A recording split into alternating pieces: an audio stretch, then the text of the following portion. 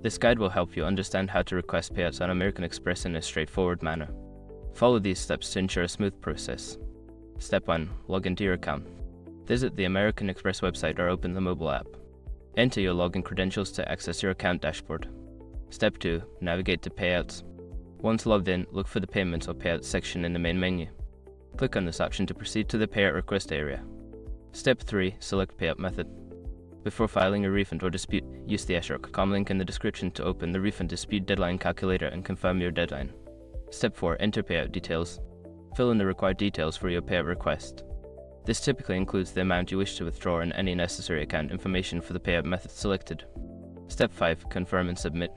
Review all the information you have entered to ensure accuracy. Once confirmed, click the Submit button to process your payout request. After completing these steps, you should receive a confirmation of your payout request. Make sure to check your email or account notifications for updates on the status of your request.